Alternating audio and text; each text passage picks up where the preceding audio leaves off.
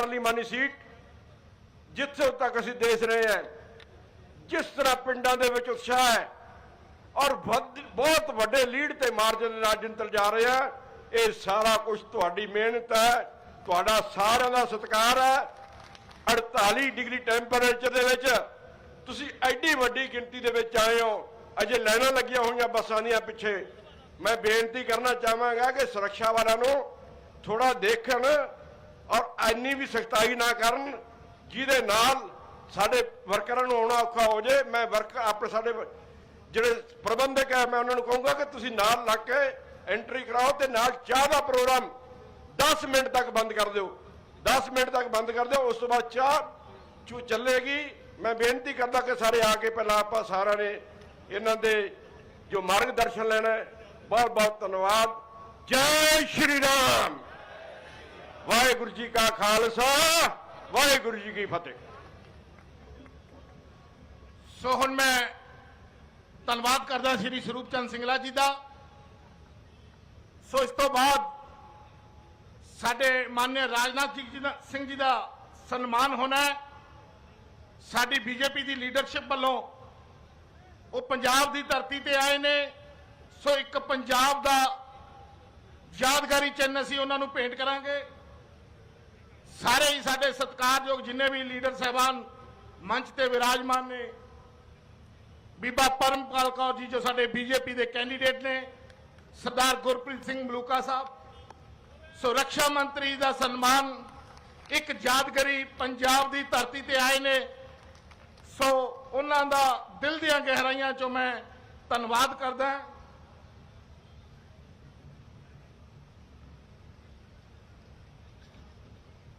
सो हुण साडे रक्षा मंत्री जी आपां नूं संबोधन करन उस तो पहला मैं बेनती करदा बठिंडा लोक सभा तो साडे भारतीय जनता पार्टी के उम्मीदवार परम सत्कारयोग बीबा परमपाल कौर जी नूं बेनती करदा कि वो आके आए हुए वर्करां नूं संबोधन करन। बीबा परमपाल कौर जी।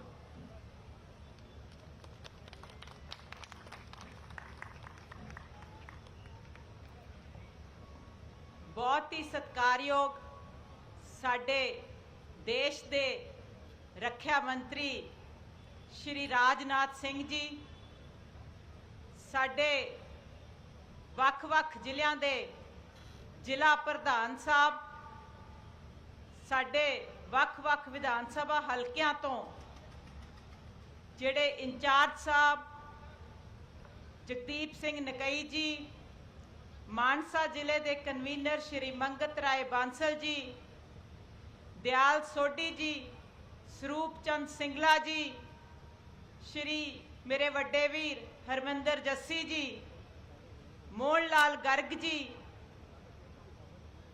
शिवराज चौहान जी, मोना जायसवाल ते बाकी बीजेपी की बहुत ही सत्कारयोग सीनियर लीडरशिप जिहड़ी इस मंच ते विराजमान है।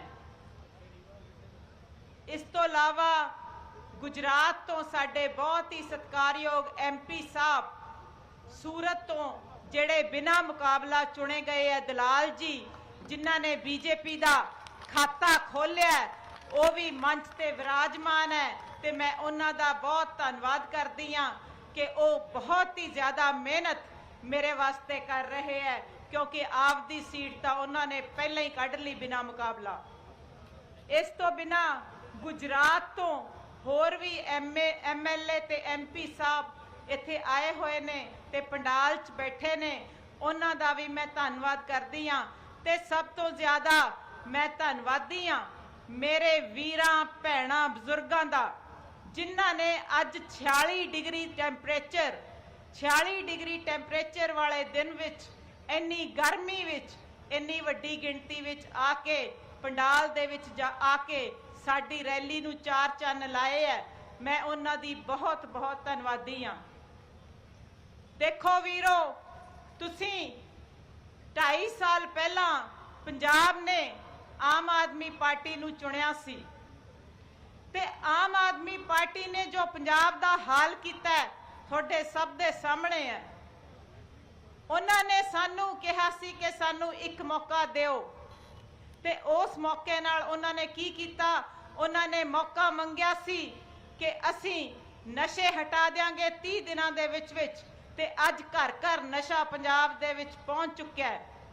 ਉਹਨਾਂ ਨੇ ਰੰਗਲਾ ਪੰਜਾਬ ਬਣਾਉਣ ਦੀ ਗੱਲ ਕੀਤੀ ਸੀ ਤੇ ਪੰਜਾਬ ਦੇ ਵਿੱਚ ਅੱਜ ਲੁੱਟਾਂ ਖੋਹਾਂ ਫਿਰੌਤੀਆਂ ਜੰਗਲ ਰਾਜ ਇੱਥੇ ਆਇਆ ਹੋਇਆ ਹੈ।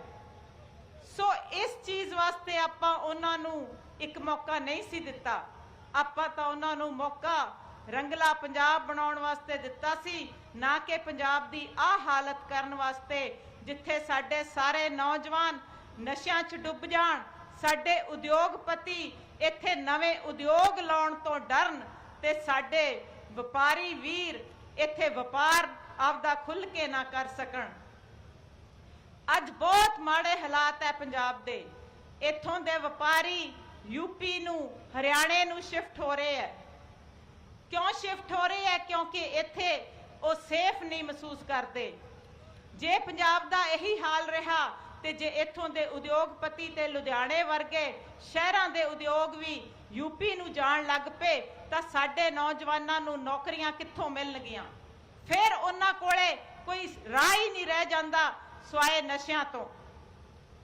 ਅੱਜ ਤੁਸੀਂ ਦੇਖ ਰਹੇ ਹੋਵੋਗੇ ਕਿ ਆਪਣੇ ਗਵਾਂਢੀ ਸੂਬੇ ਹਰਿਆਣਾ ਦੇ ਵਿੱਚ ਕਿਵੇਂ ਲੋਕਾਂ ਨੂੰ ਸਹੂਲਤਾਂ ਮਿਲ ਰਹੀਆਂ, ਕਿਵੇਂ ਉੱਥੋਂ ਦੀ ਤਰੱਕੀ ਹੋ ਰਹੀ ਹੈ ਤੇ ਕਿਵੇਂ यूपी ਦੇ ਵਿੱਚ ਯੋਗੀ ਜੀ ਨੇ ਕਿਵੇਂ ਉੱਥੇ ਰਾਮ ਰਾਜ ਲਿਆਂਦਾ ਹੋਇਆ ਹੈ। ਸਾਰੇ ਗੈਂਗਸਟਰ ਖਤਮ ਹੋ ਚੁੱਕੇ ਹੈ, ਸਾਰੇ ਮਾੜੇ ਅਨਸਰ ਕੋਈ ਸਿਰ ਨਹੀਂ ਚੁੱਕ ਸਕਦਾ। ਉੱਥੇ ਤਰੱਕੀ ਹੋ ਰਹੀ ਹੈ, ਵਿਕਾਸ ਹੋ ਰਿਹਾ ਹੈ। ਉੱਥੇ highway, expressway, film city, airport ਤੇ ਉੱਥੇ ਜਿਹੜੀਆਂ ਪਬਲਿਕ ਸੈਕਟਰ ਦੇ ਵਿੱਚ ਇੰਡਸਟਰੀ ਲੱਗ ਰਹੀ ਹੈ।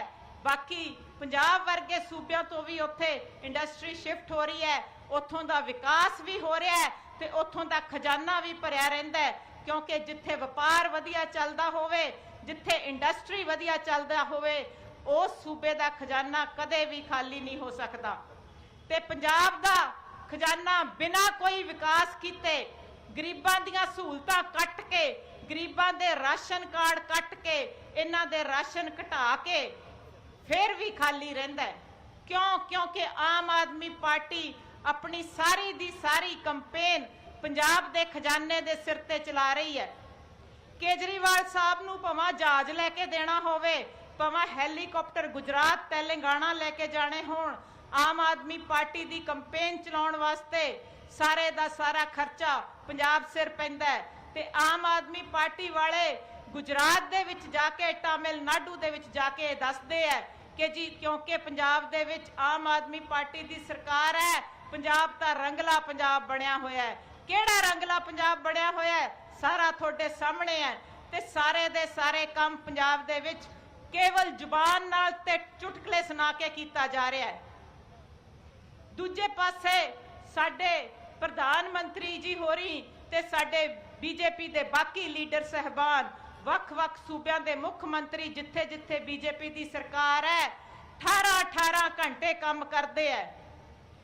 ਕਿਉਂਕਿ ਬੀਜੇਪੀ ਦੇ ਲੀਡਰ ਸਹਿਬਾਨ दारू ਨਹੀਂ ਪੀਂਦੇ, ਨਸ਼ਾ ਨਹੀਂ ਕਰਦੇ ਤੇ 18-18 ਘੰਟੇ ਕੰਮ ਕਰਦੇ ਹੈ। ਮੋਦੀ ਜੀ ਨੇ ਰਾਮ ਮੰਦਿਰ ਬਣਾਇਆ ਹੈ, ਤੁਹਾਡੇ ਸਭ ਦੇ ਸਾਹਮਣੇ ਹੈ। ਜਿੱਥੇ ਉਹਨਾਂ ਨੇ ਰਾਮ ਮੰਦਿਰ ਬਣਾਇਆ, ਉੱਥੇ ਕਰਤਾਰਪੁਰ ਦਾ ਲਾਂਘਾ ਵੀ ਖੋਲਿਆ। ਸਾਹਿਬ ਸ੍ਰੀ ਗੁਰੂ ਤੇਗ ਬਹਾਦਰ ਜੀ ਦਾ ਸ਼ਹੀਦੀ ਦਿਹਾੜਾ ਲਾਲ ਕਿਲੇ ਤੋਂ ਮਨਾਇਆ। ਛੋਟੇ ਸਾਹਿਬਜ਼ਾਦਿਆਂ ਦਾ ਸ਼ਹੀਦੀ ਦਿਹਾੜਾ ਪੂਰੇ ਇੰਡੀਆ ਦੇ ਵਿੱਚ 10 ਲੱਖ ਬੂਥਾਂ ਤੇ ਮਨਾਇਆ ਗਿਆ। ਸਾਹਿਬ ਸ੍ਰੀ ਗੁਰੂ ਗ੍ਰੰਥ ਸਾਹਿਬ ਜੀ ਦੇ ਸਰੂਪ ਅਫਗਾਨਿਸਤਾਨ ਤੋਂ ਸਤਕਾਰ ਸਹਿਤ ਸਾਡੇ ਬੀਜੇਪੀ ਦੇ ਮੰਤਰੀ ਸਹਿਬਾਨ ਆਪਦੇ ਸਿਰ ਤੇ ਚੁੱਕ ਕੇ ਸਤਕਾਰ ਸਹਿਤ ਲੈ ਕੇ ਆਏ। ਸਾਰੇ ਧਰਮਾਂ ਦਾ ਸਤਕਾਰ ਹੋਇਆ ਵੀਰੋ, ਸਾਰੇ ਧਰਮਾਂ ਦਾ ਸਤਕਾਰ ਹੋਇਆ, ਕਿਉਂਕਿ ਮੋਦੀ ਜੀ ਇੱਕ ਧਾਰਮਿਕ ਸ਼ਖਸੀਅਤ ਹੈ। ਧਾਰਮਿਕ ਸ਼ਖਸੀਅਤ ਕਦੇ ਭੇਦਭਾਵ ਨਹੀਂ ਕਰਦੀ। ਧਾਰਮਿਕ ਸ਼ਖਸੀਅਤ ਆਪਦੇ ਨਾਗਰਿਕਾਂ ਪ੍ਰਤੀ ਆਪਣਾ ਫਰਜ਼ ਸਮਝਦੀ ਹੈ ਤੇ ਇਸੇ ਫਰਜ਼ ਨੂੰ ਸਮਝਦੇ ਹੋਏ ਜਦੋਂ ਰੂਸ ਤੇ ਯੂਕਰੇਨ ਦੀ ਲੜਾਈ ਲੱਗੀ ਸੀ, ਉਦੋਂ ਸਾਡੇ ਬੱਚੇ ਮੈਡੀਕਲ ਦੇ ਸਟੂਡੈਂਟ ਜਿਹੜੇ ਯੂਕਰੇਨ ਦੇ ਵਿੱਚ ਫਸ ਗਏ ਸੀ ਲੜਾਈ 'ਚ, ਉਹਨਾਂ ਨੂੰ ਲੜਾਈ ਰੋਕ ਕੇ ਸੀਜ਼ ਫਾਇਰ ਕਰਾ ਕੇ ਉੱਥੋਂ ਕੱਢ ਕੇ ਲਿਆਂਦਾ। ਕਿਉਂਕਿ ਸਾਡੇ ਪ੍ਰਧਾਨ ਮੰਤਰੀ ਸਾਹਿਬ ਨੇ ਆਪਣਾ ਫਰਜ਼ ਸਮਝਿਆ ਉਹਨਾਂ ਬੱਚਿਆਂ ਪ੍ਰਤੀ, ਉਹਨਾਂ ਦੇ ਮਾਂ-ਬਾਪ ਪ੍ਰਤੀ, ਕਿਉਂਕਿ ਉਹਨਾਂ ਦੇ ਮਾਂ-ਬਾਪ ਚਿੰਤਿਤ ਸੀਗੇ ਆਪਣੇ ਬੱਚਿਆਂ ਵਾਸਤੇ। ਸਾਡੇ ਫੋਰਨ ਮਿਨਿਸਟਰ ਉਹਨਾਂ ਦੇਸ਼ਾਂ ਵਿੱਚ ਗਏ, ਉੱਥੇ ਰਹੇ ਜਿੰਨਾ ਚਿਰ ਇੱਕ ਬੱਚਾ ਉੱਥੋਂ ਨਿਕਲ ਕੇ ਨਹੀਂ ਆਇਆ। ਸੋ ਬਹੁਤ ਵੱਡੀ ਗੱਲ ਹੈ ਇਹ। ਇਸੇ ਕਰਕੇ ਹੀ ਪੋਸੀਬਲ ਹੋ ਸਕਿਆ ਕਿਉਂਕਿ ਅੱਜ ਭਾਰਤ ਦਾ ਨਾਂ ਦੁਨੀਆ ਦੇ ਵਿੱਚ ਚੱਲਦਾ ਹੈ, ਭਾਰਤ ਦਾ ਸਿੱਕਾ ਦੁਨੀਆ ਵਿੱਚ ਚੱਲਦਾ ਹੈ।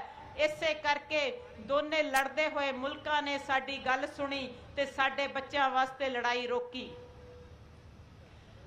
ਅੱਜ ਜਿਹੜਾ ਆਪਾਂ ਅੱਜ ਤੋਂ 12 ਸਾਲ ਪਹਿਲਾਂ ਫਿਲਮਾਂ, ਵਿਦੇਸ਼ੀ ਲੋਕਾਂ ਨੇ ਫਿਲਮਾਂ ਬਣਾਈਆਂ ਸੀ ਭਾਰਤ ਤੇ, ਸਲਮ ਡੌਗ ਮਿਲਨਰ ਵਰਗੀਆਂ ਫਿਲਮਾਂ ਬਣਾਈਆਂ ਸੀ ਜਿਨ੍ਹਾਂ ਦੇ ਵਿੱਚ ਭਾਰਤ ਨੂੰ ਇੱਕ ਗਰੀਬ ਤੇ ਗੰਦਾ ਮੁਲਕ ਦੇ ਤੌਰ ਤੇ ਪੇਸ਼ ਕੀਤਾ ਜਾਂਦਾ ਸੀ। ਅੱਜ ਸਾਰੇ ਮੁਲਕ ਸਿਰ ਝੁਕਾਉਂਦੇ ਆ ਭਾਰਤ ਅੱਗੇ। ਸੋ ਆਪਾਂ ਨੂੰ ਇਹ ਦੇਖਣਾ ਚਾਹੀਦਾ ਹੈ ਕਿੱਥੇ ਇੱਕ ਪਾਸੇ ਸਾਡੇ ਮੁੱਖ ਮੰਤਰੀ ਜਿਨ੍ਹਾਂ ਦੀ ਕਪੈਸਿਟੀ 2 ਘੰਟੇ 4 ਘੰਟੇ ਕੰਮ ਕਰਨ ਦੀ ਹੈ ਤੇ ਉਹ 5 ਦਿਨ ਪੂਰੇ ਮਹੀਨੇ ਦੇ ਵਿੱਚ ਪੰਜਾਬ 'ਚ ਰਹਿੰਦੇ ਆ, ਬਾਕੀ 25 ਦਿਨ ਉਹ ਆਪਦੀ ਪਾਰਟੀ ਵਾਸਤੇ ਬਾਹਰਲੇ ਸੂਬਿਆਂ ਦੇ ਵਿੱਚ ਜਾ ਕੇ ਪ੍ਰਚਾਰ ਕਰਦੇ ਆ। ਇਸ ਕਰਕੇ ਕਰਦੇ ਆ ਕਿਉਂਕਿ ਆਮ ਆਦਮੀ ਪਾਰਟੀ ਵਾਲਿਆਂ ਨੂੰ, ਝਾੜੂ ਵਾਲਿਆਂ ਨੂੰ ਪਤਾ ਹੈ ਕਿ ਪੰਜਾਬ ਦੇ ਵਿੱਚ ਸਾਡੀ ਸਰਕਾਰ ਦੁਬਾਰਾ ਨਹੀਂ ਆਉਣੀ। ਇਸੇ ਕਰਕੇ ਉਹ ਹੁਣ ਕਿਸੇ ਨਾ ਕਿਸੇ ਹੋਰ ਸੂਬੇ ਦੇ ਵਿੱਚ ਆਪਣੇ ਗੱਪਾਂ ਰਾਹੀਂ, ਝੂਠਾਂ ਰਾਹੀਂ, ਚੁਟਕਲਿਆਂ ਰਾਹੀਂ ਸਰਕਾਰ ਬਣਾਉਣ ਦੀ ਕੋਸ਼ਿਸ਼ ਕਰ ਰਹੇ ਹੈ। ਪੰਜਾਬ ਦਾ ਖਹਿੜਾ ਉਹ ਛੱਡ ਚੁੱਕੇ ਹੈ। ਸੋ ਵੀਰੋ, ਆਪਾਂ ਹੁਣ ਯੂਪੀ ਵਾਲਿਆਂ ਤੋਂ ਸਿੱਖੀਏ, ਹਰਿਆਣੇ ਵਾਲਿਆਂ ਤੋਂ ਸਿੱਖੀਏ, ਗੁਜਰਾਤ ਵਾਲਿਆਂ ਤੋਂ ਸਿੱਖੀਏ ਜਿੱਥੇ 1995 ਤੋਂ ਲੈ ਕੇ ਲੋਕ ਲਗਾਤਾਰ ਬੀਜੇਪੀ ਸਰਕਾਰ ਨੂੰ ਚੁਣ ਰਹੇ ਹੈ। ਉੱਥੇ ਸਹੂਲਤਾਂ ਵੀ ਵੱਧ ਹੈ, ਉੱਥੇ ਵਿਕਾਸ ਵੀ ਵੱਧ ਹੈ। ਆ ਜਿਹੜਾ ਆਯੁਸ਼ਮਾਨ ਭਾਰਤ ਦਾ ਕਾਰਡ ਹੈ, ਆ ਪਿੱਛੇ ਬੈਠੇ ਹੈ ਗੁਜਰਾਤ ਤੋਂ ਸਾਡੇ ਐਮਪੀ ਸਾਹਿਬ, ਇਹਨਾਂ ਤੋਂ ਪੁੱਛ ਲਓ, ਉੱਥੇ ਇਹੀ ਕਾਰਡ 10 ਲੱਖ ਦਾ, 10 ਲੱਖ ਤੱਕ ਦਾ ਇਲਾਜ ਫ੍ਰੀ ਹੈ ਕਿਉਂਕਿ 5 ਲੱਖ ਸੂਬਾ ਸਰਕਾਰ ਆਪਦੇ ਕੋਲੋਂ ਪਾਉਂਦੀ ਹੈ। ਆਯੁਸ਼ਮਾਨ ਭਾਰਤ ਸਕੀਮ ਦੀ ਮਹੱਤਤਾ ਨੂੰ ਸਮਝਦੀ ਹੈ। ਸੋ ਮੇਰੀ ਬੇਨਤੀ ਹੈ ਕਿ ਮੱਧ ਪ੍ਰਦੇਸ਼ ਵਾਲਿਆਂ ਨੇ ਵੀ ਚੌਥੀ ਵਾਰੀ ਬੀਜੇਪੀ ਸਰਕਾਰ ਚੁਣ ਲਈ। ਤਾਂ ਹੀ ਚੁਣੀ ਜਾਂਦੀ ਹੈ ਜੇ ਉਹ ਹਰ ਵਰਗ ਦੀਆਂ ਆਸਾਂ ਉਮੀਦਾਂ ਤੇ ਪੂਰੀ ਉਤਰਦੀ ਹੈ। ਜੇ ਸੂਬੇ ਦਾ ਇੱਕ ਵੀ ਵਰਗ, ਭਾਵੇਂ ਕਿਸਾਨ ਹੋਵੇ, ਭਾਵੇਂ ਗਰੀਬ ਹੋਵੇ, ਭਾਵੇਂ ਅਮੀਰ ਹੋਵੇ, ਭਾਵੇਂ ਵਪਾਰੀ ਹੋਵੇ, ਭਾਵੇਂ ਉਦਯੋਗਪਤੀ ਹੋਵੇ, ਜੇ ਉਹ ਖੁਸ਼ ਨਾ ਹੋਵੇ ਸਰਕਾਰ ਤੋਂ ਤਾਂ ਸਰਕਾਰ ਦੂਜੀ ਵਾਰੀ ਨਹੀਂ ਚੁਣੀ ਜਾਂਦੀ। ਤੇ ਇੱਥੇ ਮੱਧ ਪ੍ਰਦੇਸ਼ ਦੇ ਵਿੱਚ ਚੌਥੀ ਵਾਰੀ ਤੇ ਗੁਜਰਾਤ ਦੇ ਵਿੱਚ 1995 ਤੋਂ ਲਗਾਤਾਰ 6ਵੀਂ ਵਾਰੀ ਬੀਜੇਪੀ ਸਰਕਾਰ ਚੁਣੀ ਗਈ ਹੈ ਕਿਉਂਕਿ ਬੀਜੇਪੀ ਹੀ ਇੱਕੋ ਇੱਕ ਪਾਰਟੀ ਹੈ ਜਿਹੜੀ ਪਰਫਾਰਮ ਕਰ ਰਹੀ ਹੈ, ਜਿਹਦਾ ਕੋਈ ਵਿਜ਼ਨ ਹੈ, ਜਿਹੜੀ ਦੇਸ਼ ਨੂੰ ਤੇ ਸੂਬਿਆਂ ਨੂੰ ਅੱਗੇ ਲਿਜਾ ਸਕਦੀ ਹੈ। ਸੋ ਮੈਂ ਤਾਂ ਇਹੀ ਬੇਨਤੀ ਕਰਦੀ ਹਾਂ ਕਿ ਹੁਣ ਪੰਜਾਬ ਵਾਲੇ ਗਲਤੀ ਨਾ ਕਰਨ। ਤੇ ਤੁਹਾਨੂੰ ਇਹ ਵੀ ਪਤਾ ਹੈ ਕਿ ਆਮ ਆਦਮੀ ਪਾਰਟੀ ਕੇਵਲ ਤੇ ਕੇਵਲ 22 ਸੀਟਾਂ ਤੋਂ ਇਲੈਕਸ਼ਨ ਲੜ ਰਹੀ ਹੈ, ਬਾਦਲ ਦਲ ਕੇਵਲ 13 ਸੀਟਾਂ ਤੋਂ ਇਲੈਕਸ਼ਨ ਲੜ ਰਿਹਾ ਹੈ।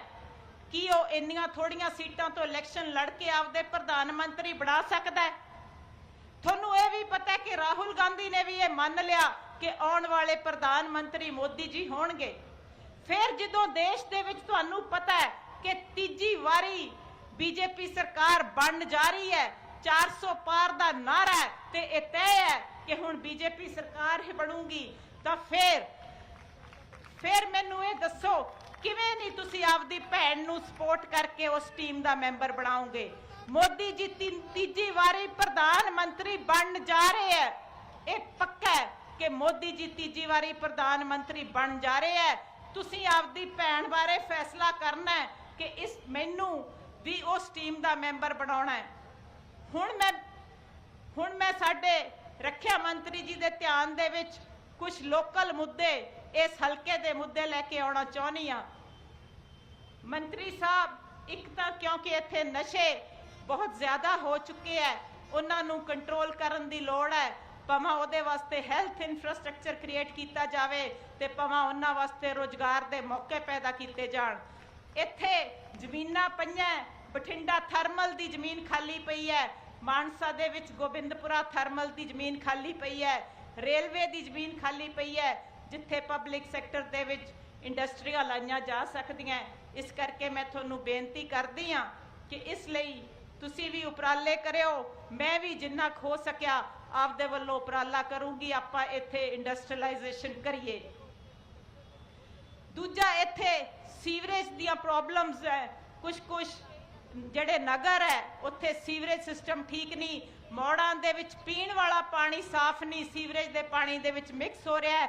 ਇਸੇ ਕਰਕੇ ਪਿਛਲੇ ਦਿਨੀ ਮੋੜ ਦੇ ਵਾਸੀਆਂ ਨੇ ਸਾਡੇ ਮੁੱਖ ਮੰਤਰੀ ਸਾਹਿਬ ਨੂੰ ਉੱਥੇ ਜਦੋਂ ਆਏ ਸੀ ਤਾਂ ਉੱਥੋਂ ਚੱਲਦਾ ਕਰਤਾ ਸੀ, ਕਿਉਂਕਿ ਉੱਥੇ ਪੀਣ ਵਾਲਾ ਪਾਣੀ ਸੀਵਰੇਜ ਦੇ ਪਾਣੀ 'ਚ ਮਿਕਸ ਹੋ ਰਿਹਾ ਹੈ। ਇਸੇ ਤਰ੍ਹਾਂ ਕਈ ਜਗ੍ਹਾ ਦੇ ਵਿੱਚ ਜਿਵੇਂ ਰਾਮਾ ਮੰਡੀ ਹੈ ਜਾਂ ਬੋਹਾ ਮੰਡੀ ਹੈ, ਉੱਥੇ ਹੈਲਥ ਇਨਫਰਾਸਟ੍ਰਕਚਰ ਦੀ ਘਾਟ ਹੈ, ਉਸ ਨੂੰ ਵੀ ਪੂਰਾ ਕਰਨ ਦੀ ਲੋੜ ਹੈ। ਨਾਲ ਹੀ ਮਾਨਸਾ ਨੂੰ ਵੀ ਕੁਝ ਵਿਕਾਸ ਵਿੱਚ ਸ਼ੇਅਰ ਦੀ ਲੋੜ ਹੈ, ਕਿਉਂਕਿ ਮਾਨਸਾ ਦਾ ਖਾਸ ਕਰਕੇ ਵਿਕਾਸ ਬਹੁਤ ਘੱਟ ਹੋਇਆ ਹੈ। ਸੋ ਮੈਂ ਇਹੀ ਬੇਨਤੀ ਕਰਦੀ ਹਾਂ ਕਿ ਤੁਸੀਂ ਇਹਨਾਂ ਕੰਮਾਂ ਦੇ ਵਿੱਚ ਕੰਮ ਕਰਾਉਣ ਦੇ ਵਿੱਚ ਮੇਰਾ ਸਹਿਯੋਗ ਕਰਿਓ। ਮੈਂ ਇਹੀ ਬੇਨਤੀ ਕਰਦੀ ਹਾਂ ਕਿ ਪ੍ਰਧਾਨ ਮੰਤਰੀ ਜੀ ਨੂੰ ਬੇਨਤੀ ਕਰਕੇ ਸਾਡੇ ਇਸ ਏਰੀਏ ਦੇ ਵਿੱਚ ਸੀਵਰੇਜ ਪਾਣੀ ਦੀ ਸਮੱਸਿਆ, ਹੈਲਥ ਇਨਫਰਾਸਟ੍ਰਕਚਰ ਦੀ ਸਮੱਸਿਆ ਤੇ ਨਾਲ ਹੀ ਸਾਡੇ ਇੰਡਸਟਰੀਅਲਾਈਜੇਸ਼ਨ ਦੀ ਜਿਹੜੀ ਇਹ ਪ੍ਰੋਬਲਮ ਹੈ ਕਿ ਇੱਥੇ ਇੰਡਸਟਰੀ ਘੱਟ ਹੈ, ਉਹ ਦੂਰ ਕਰਨ ਦੇ ਵਿੱਚ ਮਦਦ ਕਰਿਓ ਇਲਾਕੇ ਦੀ। ਸੋ ਇਹਨਾਂ ਸ਼ਬਦਾਂ ਦੇ ਨਾਲ ਮੈਂ ਇੱਕ ਵਾਰੀ ਫੇਰ ਮੰਚ ਤੇ ਬੈਠੇ ਸਾਰੇ ਲੀਡਰ ਸਹਿਬਾਨ ਤੇ ਸਾਡੇ ਸਤਿਕਾਰਯੋਗ ਰੱਖਿਆ ਮੰਤਰੀ ਜੀ ਦਾ ਧੰਨਵਾਦ ਕਰਦੀ ਹਾਂ ਕਿ ਉਹ ਮੇਰੀ ਕੰਪੇਨ ਦੇ ਵਿੱਚ ਆਏ ਤੇ ਮੇਰੀ ਕੰਪੇਨ ਨੂੰ ਐਡਾ ਵੱਡਾ ਹੁਲਾਰਾ ਦਿੱਤਾ। ਨਾਲ ਹੀ ਪੰਡਾਲ ਦੇ ਵਿੱਚ ਬੈਠੇ ਵੀਰਾਂ ਤੇ ਭੈਣਾਂ ਤੇ ਬਜ਼ੁਰਗਾਂ ਦਾ ਮੈਂ ਬਹੁਤ ਬਹੁਤ ਧੰਨਵਾਦ ਕਰਦੀ ਹਾਂ ਕਿ ਤੁਸੀਂ ਇੱਥੇ ਆ ਕੇ ਮੇਰਾ ਹੌਸਲਾ ਵਧਾਇਆ। ਆਪਾਂ ਜਿੱਤਾਂਗੇ, ਹੁਣ ਨਾ ਆਪ ਨਾ ਅਕਾਲੀ, ਹੁਣ ਭਾਜਪਾ ਸ਼ਕਤੀਸ਼ਾਲੀ। ਸੋ ਵੀਰੋ, ਇਹਨਾਂ ਸ਼ਬਦਾਂ ਦੇ ਨਾਲ ਮੈਂ ਤੁਹਾਡੇ ਤੋਂ ਖਿਮਾ ਮੰਗਦੀ ਹਾਂ। ਵਾਹਿਗੁਰੂ ਜੀ ਕਾ ਖਾਲਸਾ, ਵਾਹਿਗੁਰੂ ਜੀ ਕੀ ਫਤਿਹ। ਜੈ ਸ਼੍ਰੀ ਰਾਮ।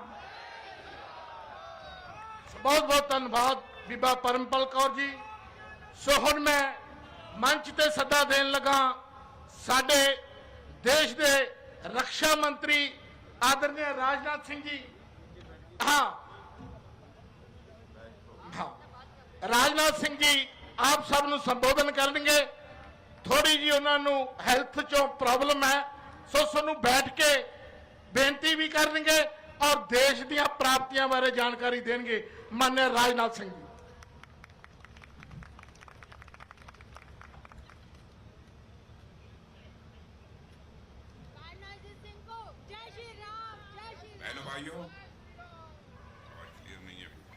बहनों भाइयों, मैं आप सबसे क्षमा चाहूंगा कि मैं खड़े होकर इस समय नहीं भाषण कर पा रहा हूं, क्योंकि आंध्र प्रदेश की एक पब्लिक मीटिंग को एड्रेस करने के बाद जब मैं नीचे उतर रहा था उस समय पैर में चोट लग गई थी। डॉक्टर्स का कम से कम 7 दिन तक आपको आराम करने की जरूरत है, लेकिन आप जानते हैं सारे देश भर में कैंपेन का सिलसिला चल रहा है, एक क्षण भी आराम करने का समय नहीं मिल पा रहा है। इसीलिए मैं बैठकर ही आप लोगों के सामने अपनी बातें रखना चाहूंगा। बोले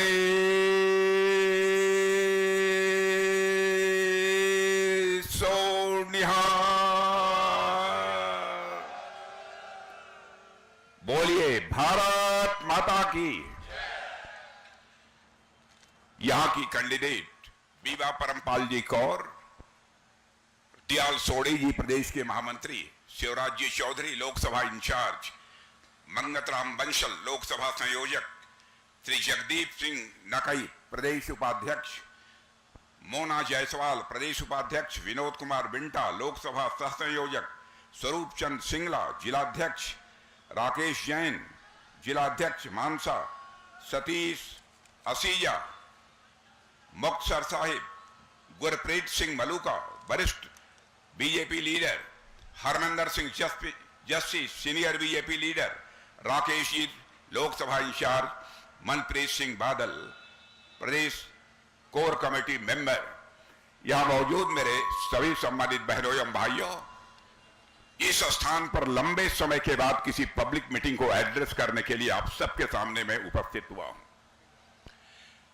आप सबने तालियां बजाकर गर्मजोशी के साथ स्वागत किया है, लेकिन मैं मानता हूं स्वागत, अभिनंदन, सलाम दुआ कभी एक तरफा नहीं होना चाहिए।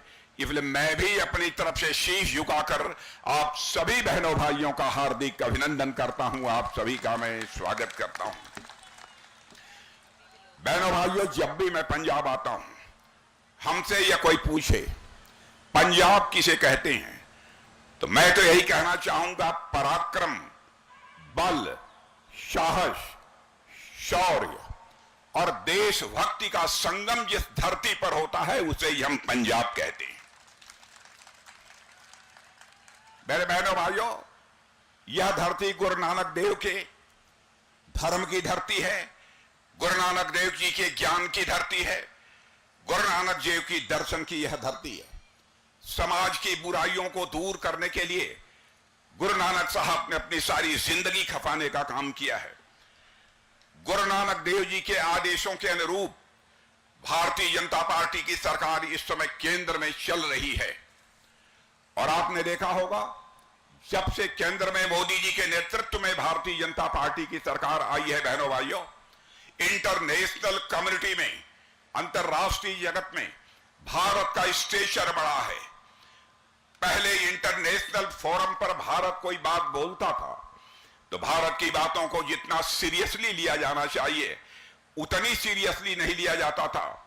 लेकिन आज इंटरनेशनल फोरम पर भारत कोई बोलता है, सारी दुनिया कान खोलकर सुनती है भारत बोल क्या रहा है। यह भारत की हैसियत सारी दुनिया में बनी है।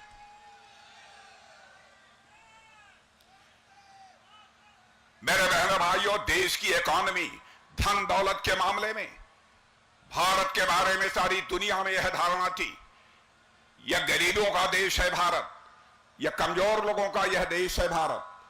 इस भारत के बारे में सारी दुनिया में आज यह धारणा बदल चुकी है। जहां तक धन दौलत का प्रश्न है, इकॉनमी का प्रश्न है, 2004 से लेकर 2014 तक दुनिया के देशों में हमारी इकॉनमी, हमारे अर्थव्यवस्था का आकार यानी धन दौलत के मामले में दुनिया के देशों में भारत 11वें स्थान पर खड़ा था। लेकिन हमारे प्रधानमंत्री मोदी जी ने 8 वर्षों के अंदर वह करिश्मा कर दिया कि हमारा भारत धन दौलत के मामले में दुनिया के देशों में जो 11वें स्थान पर खड़ा था, मेरे बहनों भाइयों, वह जंप लेकर आज दुनिया के देशों में 5वें स्थान पर खड़ा हो गया है। मैं ही नहीं बल्कि दुनिया के अर्थशास्त्री और बड़ी बड़ी फाइनेंशियल फर्म्स अब इस बात का दावा कर रही हैं, दुनिया में सबसे तेजी से आगे बढ़ने वाली इकॉनमी, दुनिया में सबसे तेजी से आगे बढ़ने वाली अर्थव्यवस्था यदि किसी देश की है तो मेरे बहनों भाइयों वो हमारे और आपके देश या भारत की है। मेरे बहनों भाइयों, लोगों का मानना है भारत यदि मोदी जी के नेतृत्व में ऐसे ही आगे बढ़ता गया तो वह दिन दूर नहीं है, यानी 2027 आते आते हमारा भारत दुनिया के टॉप 3 कंट्रीज में आकर खड़ा हो जाएगा। मेरे बहनों भाइयों, एक अमेरिका होगा, दूसरा चाइना होगा, तीसरा देश दुनिया में कोई होगा तो हमारा और आपका देश यह भारत होगा। यह भारत की हैसियत सारी दुनिया में बनी है। हमारे प्राइम मिनिस्टर का यह संकल्प है 2047 तक भारत को हम दुनिया की डेवलप्ड कंट्रीज के रूप में खड़ा करेंगे। यह कोई छोटा संकल्प नहीं है, यह छोटी प्रतिज्ञा नहीं है। और मैं जितना जानता हूं अर्थशास्त्र, जितनी इकोनॉमिक्स में जानता हूं, उसके आधार पर मैं कह सकता हूं बहनों भाइयों, भारत जिस तेजी के साथ आगे बढ़ रहा है ऐसे ही बढ़ता रहा तो 2070-2075 आते आते हमारा भारत यह दुनिया का सबसे धनवान देश बन जाएगा। सबसे रिच कंट्री दुनिया की यह भारत होगी, ऐसा मेरा पक्का विश्वास है। अभी हमारी बीबा परमपाल जी चर्चा कर रही थी रूस और यूक्रेन की लड़ाई की। बहनों भाइयों, पिछले 2 वर्षों से रूस और यूक्रेन के बीच लड़ाई चल रही है।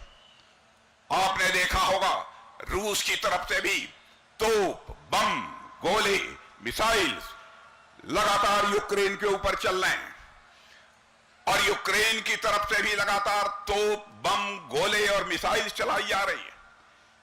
जब यह युद्ध शुरू हुआ था उस समय भारत के हमारे बहुत सारे बच्चे यूक्रेन में पढ़ाई करते थे।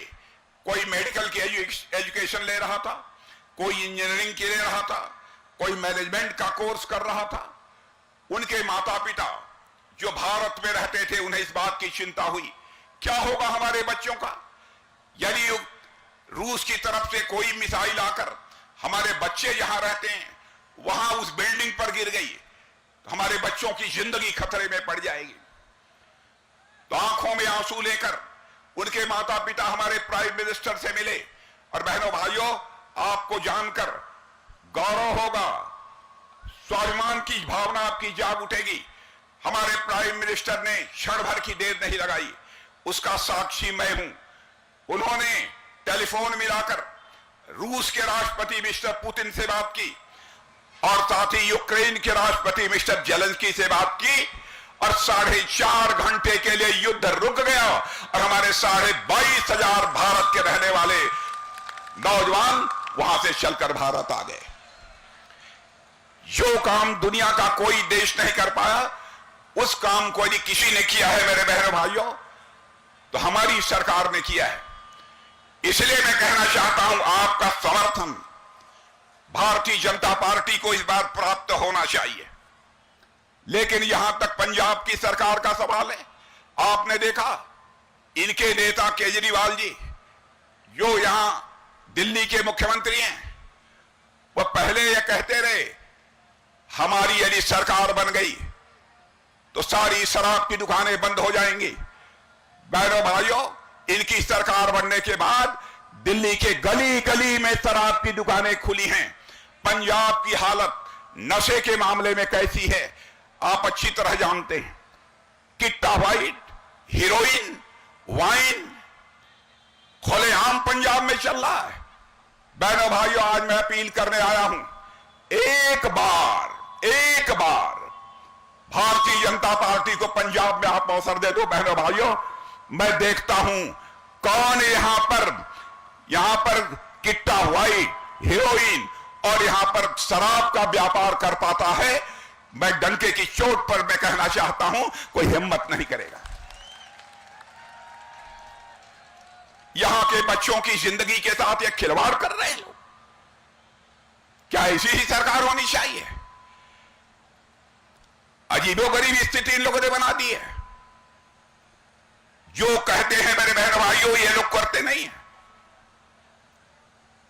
शराब बंद करने की बात कही थी लेकिन शराब का इन्होंने घोटाला कर डाला और शराब घोटाले के मामले में ये जेल की हवा खा रहे हैं।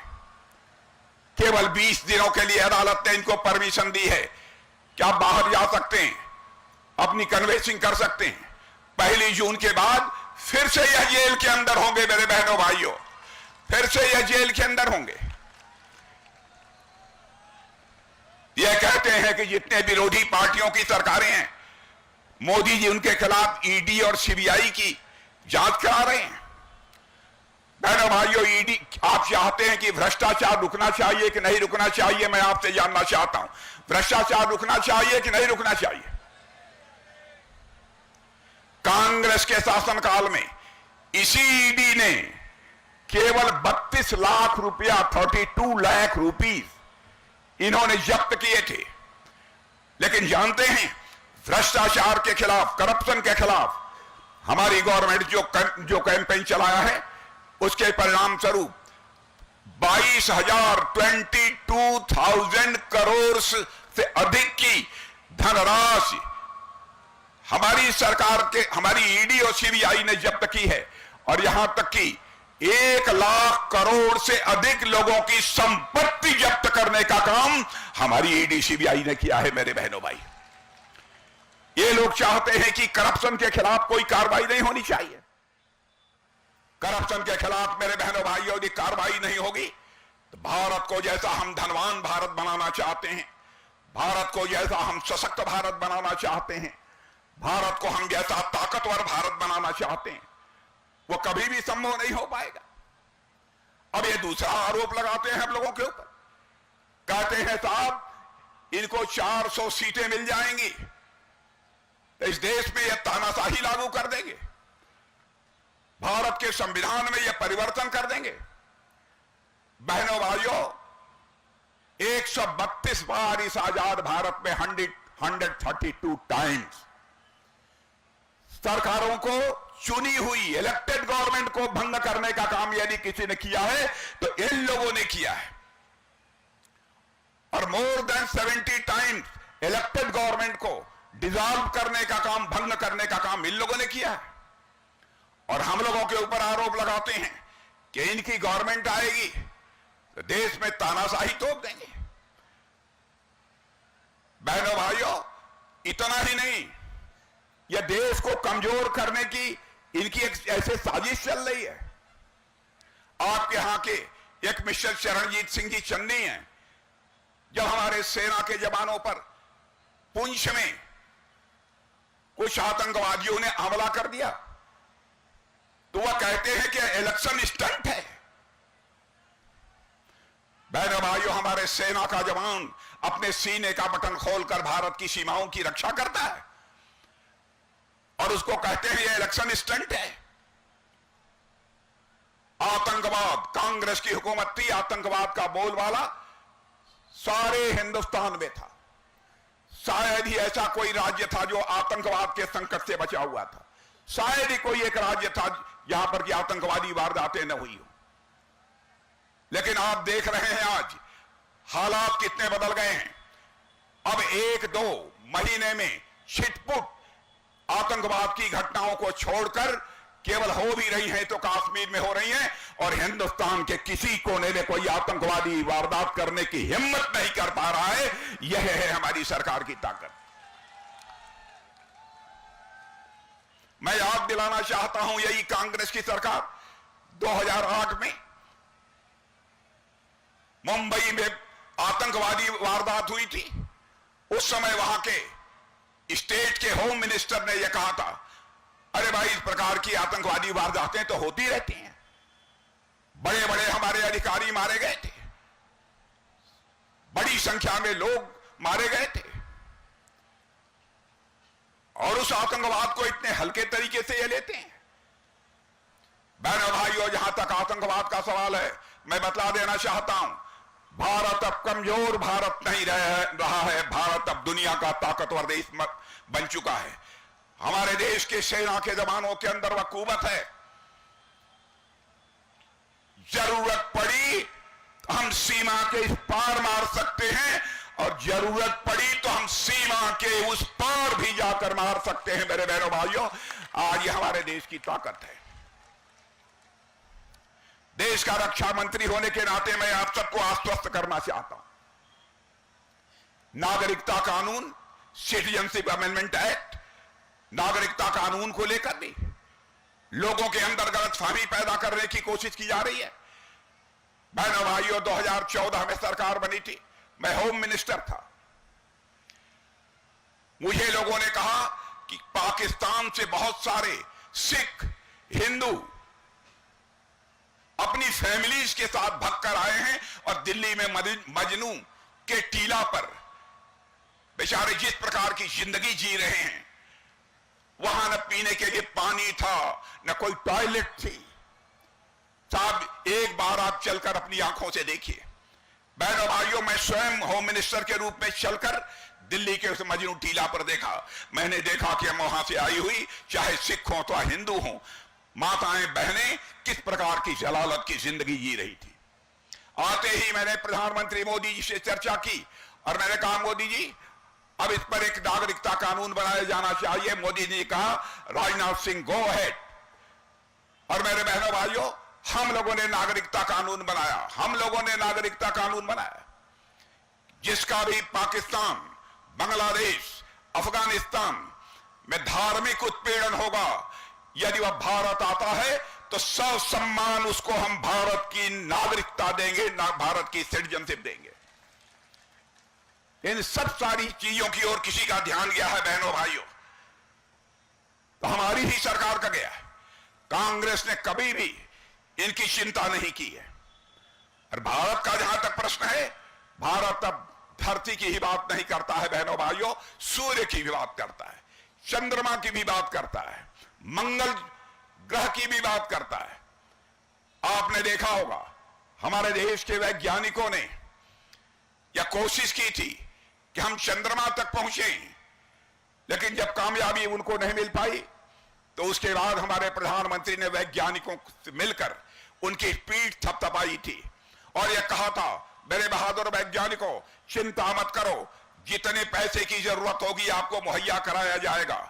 उनकी हौसला अफजाई की और उसके बाद ऐसे हालात पैदा हो गए कि हमारे देश के बहादुर वैज्ञानिकों ने चंद्रयान 3 तैयार कर दिया बहनों भाइयों, और वह चंद्रयान 3 चंद्रमा के साउथ पोल पर पहुंचकर वहां पर उसका लैंडर लैंड कर गया मेरे बहनों भाइयों, और चंद्रमा के साउथ पोल पर पहुंचने वाला यह भारत, यह दुनिया का यह अकेला देश बन गया। हर दृष्टि से भारत तेजी के साथ आगे बढ़ता जा रहा है। इसलिए मैं आप सभी से अपील करना चाहता हूं, आपका अब भारतीय जनता पार्टी की सरकार बनने जा रही है। यह केवल मैं नहीं कह रहा हूं, दुनिया के सारे देश कह रहे हैं, सारे राजनीतिक विश्लेषक इस सच्चाई को मानते हैं। राहुल जी की हालत यह हो गई है कि पाकिस्तान के farmer minister mister Fawad Hussain इनकी तारीफ कर रहे हैं, प्रशंसा कर रहे हैं, वह कह राहुल ऑन फायर। बहनों भाइयों, यह बात समझ में नहीं आती। भारत के लोगों के द्वारा इनका समर्थन तो नहीं हो रहा है, अब पाकिस्तान के लोग इनका समर्थन कर रहे हैं।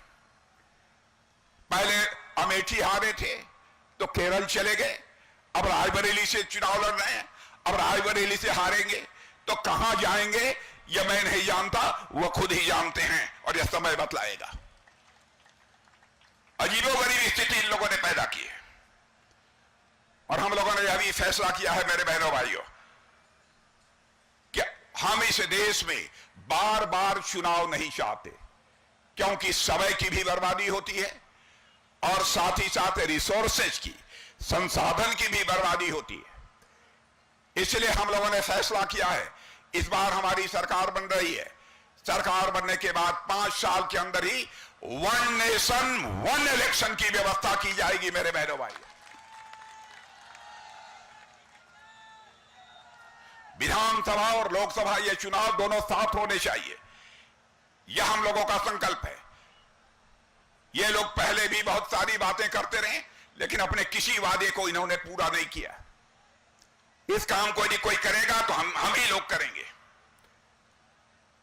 और आज भारत के बारे में दुनिया के दूसरे देशों के राष्ट्राध्यक्ष कहते हैं 21st सेंचुरी, 21वीं सदी दुनिया में यदि किसी देश की होने जा रही है तो हमारे और आपके देश इस भारत की होने जा रही है। बहनों भाइयों, ये दुनिया डंके की चोट पर बोल रही है। यह हैसियत आज हम लोगों की बनी है। आप नौजवानों ने देखा होगा नेट के ऊपर अमेरिका के एम्बेसडर मिस्टर गारसेटी आज के कुछ दिनों पहले एक किसी कॉन्फ्रेंस में बोल रहे थे। अमेरिका तो दुनिया का सबसे ताकतवर देश माना जाता है, सुपर पावर माना जाता है। वहां के एम्बेसडर ने यह कहा कि if you want to see the future come to India, यदि भविष्य देखना चाहते हो तो भारत आओ। If you want to feel the future come to India, यदि भविष्य महसूस करना चाहते हो तो भारत आओ। If you want to work on future then come to India, यानी भविष्य पर यदि काम करना चाहते हो तो दुनिया के दूसरे देश में जाने की जरूरत नहीं है, भारत में आओ, यहां काम करो। बहनों भाइयों, दुनिया के सबसे ताकतवर देश के राजदूत ने यह बात कही है भारत के बारे में, तो भारत के बारे में बड़ी तेजी के साथ धारणा बदली है मेरे बहनों भाई। पंजाब की हालत देखकर मेरे बहनों भाइयों बेहद चिंता होती है हम लोगों को। क्या हो रहा है? Mining, mafia, drug, shooter gang या मनमानी तरीके से काम कर रहे हैं और पूरी राज्य सरकार इस समय भारी कर्ज में है और यहां के मुख्यमंत्री मौज में हैं और यहां के मुख्यमंत्री बराबर अपने दिल्ली के दरबार में वहां पर हाजिरी लगाने के लिए जाते हैं। पंजाब की इन्हें चिंता नहीं रहती है।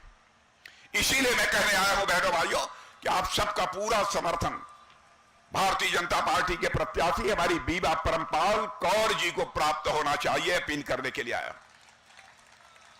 बीबा परमपाल कौर जी की क्वालिफिकेशन, इनकी योग्यता को लेकर मैं समझता हूं कोई क्वेश्चन मार्क नहीं लगा सकता। और अभी पहली बार मैं बीबा परमपाल कौर को बोलते हुए पहली बार मैंने सुना है। और बहनों भाइयों, बीबा परमपाल कौर जिस तरीके से अपनी बातों को रख रही थी, मैं पूरी तरह से कॉन्फिडेंट हूं, मुझे पक्का विश्वास है कि आपकी बीबा परमपाल कौर यदि यहां से इलेक्ट होकर भारत की पार्लियामेंट में पहुंचती हैं तो पंजाब की सारी समस्याओं को इफेक्टिव तरीके से, प्रभावी तरीके से संसद में आवाज देने का काम बीबा परमपाल कौर करेंगी, ऐसा मेरा पक्का विश्वास है। और मैं चाहता हूं कि सचमुच यदि बीबा परमपाल कौर को अपना समर्थन देना चाहते हैं, सारे लोग एक बार हाथ उठाकर तालियां बजा दीजिए और अपना आशीर्वाद, अपना समर्थन बीबा परमपाल कौर को दीजिए। यही मैं आप सबसे अपील करता हूं। और मैं यह भी कहना चाहता हूं बहनों भाइयों, बीबा परमपाल कौर को आपने जिता दिया। गवर्नमेंट बनने के बाद हमारी यह कोशिश होगी, मैं कहूंगा बीबा परमपाल जी कभी भी 6 महीने, साल, 1.5 साल के बाद फिर से हमको बठिंडा में बुला लेना। यहां मैं आऊंगा मेरे बहनों भाइयों, तो अपना वेलकम कराने के लिए नहीं, अपना स्वागत कराने के लिए नहीं, बल्कि अपना मस्तक झुकाकर आप लोगों के प्रति आभार व्यक्त करने के लिए यहां पर आना चाहूंगा। आप सबको बहुत बहुत धन्यवाद। चलो भाई, बहुत बहुत धन्यवाद माननीय देश के रक्षा मंत्री राजनाथ सिंह जो उन्होंने जिस तरह भारत देश महान की गल की है और बीबा परमपाल कौर जी ने वोट पाने की बेनती की है, तो आए हुए सारे वर्कर साहबान का मंच वालों मैं हार्दिक अभिनंदन करता, धन्यवाद करता कि तुम बड़ी गर्मी के इस सभा पहुंचे हो।